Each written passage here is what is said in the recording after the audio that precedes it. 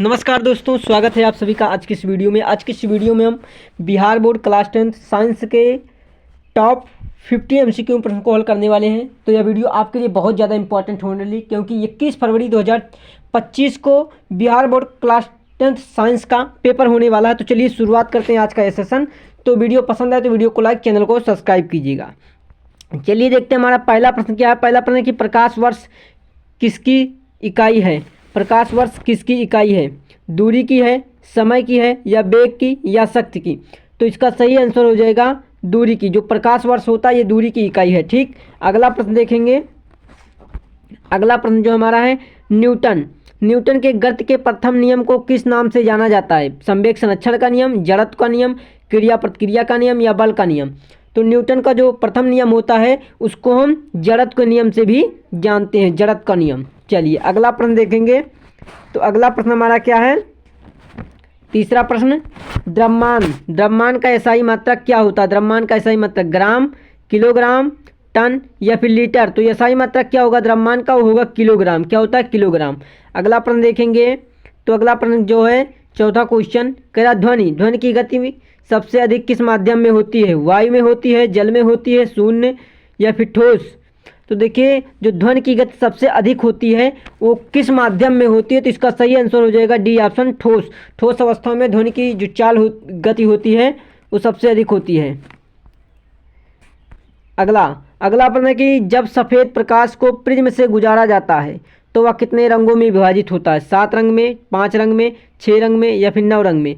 तो इसका सही आंसर जो होगा वो होगा ए ऑप्शन, 7 कलर में। ठीक, 7 कलर में। अगला प्रश्न देखते हैं। अगला प्रश्न हमारा क्या है? छठा क्वेश्चन है, एक समतल दर्पण में बनने वाली प्रतिबिंब कैसा होता है? वास्तविक और उल्टा, आभासी और सीधा, वास्तविक और सीधा, आभासी और उल्टा? तो देखिए एक समतल दर्पण में बनने वाला प्रतिबिंब जो होता है वो होता है वास्तविक एवं उल्टा, वास्तविक एवं उल्टा प्रतिबिंब बनता है। चलिए अगला प्रश्न देखेंगे। अगला प्रश्न हमारा क्या है? सातवां प्रश्न जो है, विद्युत धारा का एसआई मात्रक क्या होता है? वोल्ट, एम्पियर, वाट, या फिर ओम? तो इसका सही आंसर जो होगा वो होगा बी ऑप्शन, एम्पियर। क्या होगा? बी ऑप्शन, एम्पियर होगा। चलिए अगला प्रश्न है कि किसी वस्तु का विस्थापन क्या होता है? कुल दूरी होती है, वस्तु का आरंभिक तथा अंतिम स्थिति के बीच की न्यूनतम दूरी, या यात्रा का समय, या वेग का मान? तो इसका सही आंसर जो होगा वो होगा बी ऑप्शन, वस्तु का आरंभिक तथा अंतिम स्थिति के बीच की न्यूनतम दूरी जो होती है यही वस्तु का विस्थापन कहलाता है। ठीक, अगला प्रश्न देखेंगे। तो अगला प्रश्न क्या हमारा? अगला प्रश्न है कि प्रत्यावर्ती धारा एसी का उत्पादन कौन करता है? प्रत्यावर्ती धारा का उत्पादन कौन करता है? जनरेटर करता है, बैटरी करता है, सौर सेल करता है, या फिर विद्युत सेल करता है? तो प्रत्यावर्ती धारा, जनरेटर, एसी का उत्पादन कौन करता है? तो इसका सही आंसर जो होगा वो होगा ये ऑप्शन, जनरेटर करता है। क्या करता है? जनरेटर करता है। अगला प्रश्न पढ़ेंगे। तो अगला प्रश्न हमारा क्या है कि चुंबकीय क्षेत्र की दिशा किस नियम द्वारा ज्ञात की जाती है? चुंबकीय क्षेत्र की दिशा न्यूटन का नियम द्वारा, फ्लेमिंग के दायां हाथ नियम द्वारा, ओम के नियम, या पास्कल का नियम? चुंबकीय क्षेत्र की दिशा जो ज्ञात की जाती है वो किस नियम के द्वारा ज्ञात की जाती है? तो फ्लेमिंग के दाएं हाथ के नियम द्वारा ज्ञात की जाती है। तो इसका बी ऑप्शन बिल्कुल करेक्ट हो जाएगा। अगला प्रश्न देखेंगे। तो अगला प्रश्न यह है कि जल का रासायनिक सूत्र क्या होता है? H2O, CO2, या O2, या फिर NaCl? तो जल का रासायनिक सूत्र जो होता है H2O होता है। क्या होता है? H2O। ठीक, चलिए अगला प्रश्न देखेंगे। अगला प्रश्न है किसी अम्ल का pH मान कैसा होता है? 7 से कम होता है, 7 से अधिक, 7 के बराबर, या 14 के बराबर? तो देखिए किसी अम्ल का pH मान जो होता है 7 से कम होता है, 7 से कम होता है, 7 से कम होता है, 7 से कम होता है। ठीक, अगला प्रश्न क्या है कि सबसे हल्का गैस कौन सा है? सबसे हल्का गैस कौन सा? Hydrogen, oxygen, nitrogen, carbon dioxide? तो सबसे हल्का गैस जो होता है वो कौन सा गैस होता है? वो होता है हाइड्रोजन। हाइड्रोजन सबसे हल्का गैस होता है। चलिए अगला प्रश्न देखेंगे। तो अगला प्रश्न क्या है कि खाने का सोडा किसका रासायनिक नाम है? खाने का सोडा किसका रासायनिक नाम है? सोडियम क्लोराइड का, सोडियम बाइकार्बोनेट का, कैल्शियम कार्बोनेट का, या अमोनिया नाइट्रेट का? तो इसका करेक्ट आंसर जो होगा वो होगा बी ऑप्शन, सोडियम बाइकार्बोनेट। अगला प्रश्न देखेंगे। अगला प्रश्न हमारा क्या है? धातु। क्या है कि धातु में सबसे अधिक विद्युत चालकता किसमें पाई जाती है? धातु में सबसे अधिक विद्युत चालकता किसमें पाई जाती है? चांदी में, तांबा में, एल्युमिनियम में, या फिर लोहा में? तो इसका सही आंसर जो हो जाएगा वो इसका सही आंसर होगा ए ऑप्शन क्या है? चांदी में। ठीक, चांदी में। अगला प्रश्न देखते हैं। अगला प्रश्न हमारा क्या है, स्टेनलेस। क्या कह रहा प्रश्न, स्टेनलेस स्टील किस धातु का मिश्र धातु है? लोहा, क्रोमियम और निकेल का, या फिर लोहा और एल्युमिनियम का है, तांबा और जस्ता का है, या फिर एल्युमिनियम और मैग्नीशियम का है? तो इसका सही आंसर जो होगा, इसका सही आंसर क्या होगा, ए ऑप्शन, लोहा, क्रोमियम और निकेल। क्या होगा, लोहा, क्रोमियम और निकेल इसका सही आंसर है। अगला प्रश्न देखते हैं। अगला प्रश्न क्या है कि जंग लगने से बचने के लिए लोहे पर कौन सी धातु की परत चढ़ाई जाती है? जस्ता की, तांबा की, या फिर सोना की, या फिर चांदी की? तो जंग लगने से बचाने के लिए किस लोहे पर किस धातु की परत चढ़ाई जाती है? तो इसका सही आंसर जो है वो है जस्ता की, जस्ता की परत चढ़ाई जाती है। ठीक, अगला प्रश्न देखते हैं। अगला प्रश्न क्या है, अगला प्रश्न है पेट्रोलियम से बनने वाली हल्की गैस कौन सी है? प्राकृतिक गैस, प्रोपेन, डीजल, या फिर मोम? तो इसका सही आंसर जो होगा वो होगा ए ऑप्शन, प्राकृतिक गैस, प्राकृतिक गैस। ठीक, अगला प्रश्न देखेंगे। तो अगला प्रश्न हमारा क्या है, 19 नंबर का क्वेश्चन है, पोटेशियम परमैंगनेट का रंग क्या होता है? बैगनी होता है, हरा होता है, लाल होता है, या सफ़ेद होता है? तो पोटेशियम परमैंगनेट का जो रंग होता है वो होता है बैगनी। क्या होता है, बैगनी कलर का पोटेशियम परमैंगनेट होता है। ठीक, तो इसका ए ऑप्शन बिल्कुल करेक्ट हो जाएगा। चलिए अगला प्रश्न देखेंगे। तो अगला प्रश्न क्या है, अगला प्रश्न है 20वां प्रश्न, साबुन का पीएच मान कैसा होता है? साबुन का पीएच मान कैसा होता है?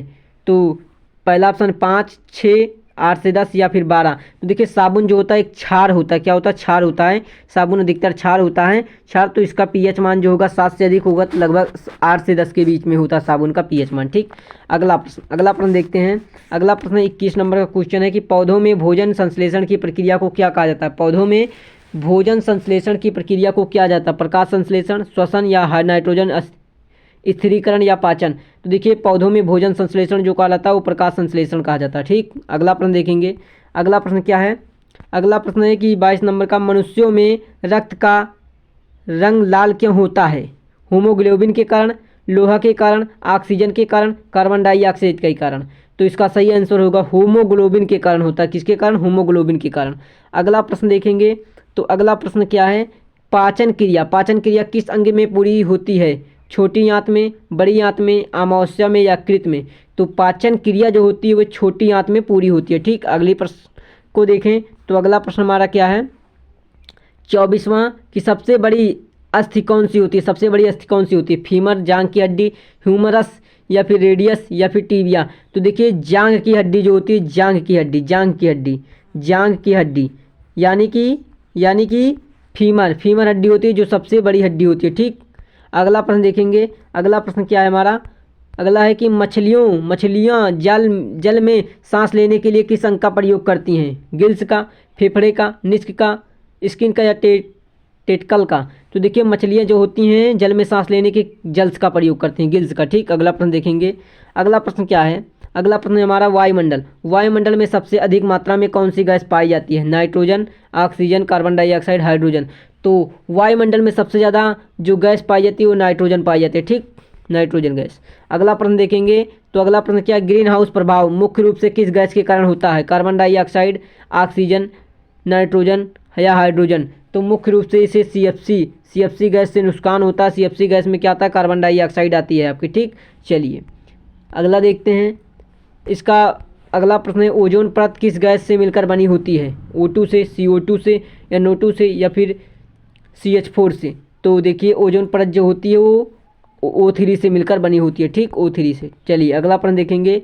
अगला प्रश्न हमारा क्या है, सबसे अधिक ऊर्जा किस पोषण स्तर पर होती है? उत्पादक, प्राथमिक उपभोक्ता, द्वितीयक उपभोक्ता, या तृतीयक उपभोक्ता? तो सबसे अधिक पोषण ऊर्जा जो पोषण स्तर में होती है उत्पादक में होती है, प्रोडक्टर्स में होती है। ठीक, अगला प्रश्न देखें।